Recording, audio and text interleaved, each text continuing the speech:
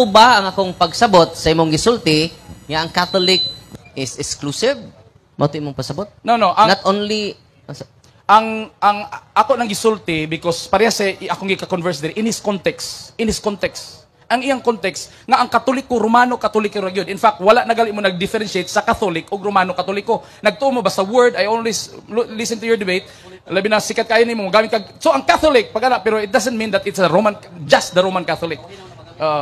Just the Roman Catholic but sa mga hunang-una sa mga tao eksklusibo ra kasagaran nga naghuna-una sila nga eksklusibo ra gyud sa Romano Katoliko ang apostolic lineage and there's no incoherent with that and the other system of belief on other groups is dili na part sa gitawag natong eklesia. Imagine gud na ninyo kung ang Katoliko maoray apostolic ra gyud ug ang Katoliko iya ra gyud si Kristo. Kay mahog naman gud na kung kamo ra inyo ra si Kristo ra gyud di nakagawa si Kristo in other and the grace of God cannot reach in that level. Kung sa panghuna-una, I didn't say the statement yet. Kay complicated ka inyong statement ug naay lawom kabalo ko sa inyong catechism which is the catechism defined differently and depende pod sa mga pari nga nag-define. Pero last 1 minute. Nga na ang panghuna-una sa akong gika-istorya sumala sa iyang tubag is murag may exclusivity. Okay. Kanang imong gisulti karon nga si Kristo exclusive ra sa Katoliko, maubanay panudlo namong Katoliko, yes or no? Naay mga video nga makita nako. Kung gusto nimo ako pangutana, maubanay official. That's why kansa. Tiwasan sa spotter.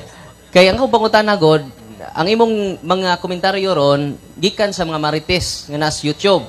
Wala ako pangutana, kanang imong gipanabi na karon, officially taught ba na sa simbahan? Ang question ko simple lang.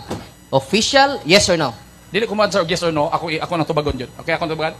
And that's why kinahanglan mahibalo ang tanan nga ang pagpanudlo sa catechism ug ang sa Catholic Church dili exclusive ra gyud sa Catholic Church. Precisely. So katong imong gipanabi ganina dili to mao. Di sumala lagi sa iyang gani. sa premise. Atong koreksyonan ba kay adto man ta sa official magdaog ani di man sa personal opinion. Di ba? Ang iyang kinsa bro? Ang imong gingon kaganina nga ang si Kristo exclusive ra gyud mao bitaw na natay ecumenism. Di ba? Katungunan na to encounter, wa ba ka kay Father, nga si Bishop Abet, nag-promote og ecumenism. Pag nipirma ka. Mo na nga, di ba? Ako kalimot din mo. O niya ka maningon ka ngawa, nga mis kayo nipirma ka. Mo lagi na, nga document sa simbahan, ecumenism, but pasabot, nga si Kristo, naa sa tanan. No? Mo na nga, nangutan ako nimo karon kaya ang imong gipanabi ron, dili mao ang gitudlo officially. Mao bitong gitawag mig Catholic, kaya meaning sa Catholic, dili exclusive for all nations. Kaya kung mo lagi, ang term Catholic is for all nations. For all. Kung exclusive na, not for all. Mo na ang imong explanation opposite sa official stand of the Catholic Church. Okay? No, but the thing is, ang essence sa mga tao god, naghuna-una, daghan kay naghuna-una labi na sa public nga nagtuog sila nga ang claim sa Catholic Church tungod sa mga atake sa mga Reformation. Dili sa Reformation sa mga Protestant na divide nag-ayo nga nagtuo na lang yun ang Catholic Church labi na ang safety uban nga mga safety kung ika-engage nimo nagtuog sila nga exclusive ra gyud ang word nga church para nila which is dili na mao teaching sa Catholic Church. Mao tong ang nangutana diri mao toy tubag actually sa pangutana ang gitubag ni Father Darwin. Okay. So mo na nga ato i-verify no nga dili mao na nga ang simbahan both invisible and visible. Ang visible mo ning makita. Unya ang invisible posible apil ka. Nga nangita ka ug ang imong gituhuan karon mao pa imong kamatuoran o pagkakadawat sa tibuok kamatuoran.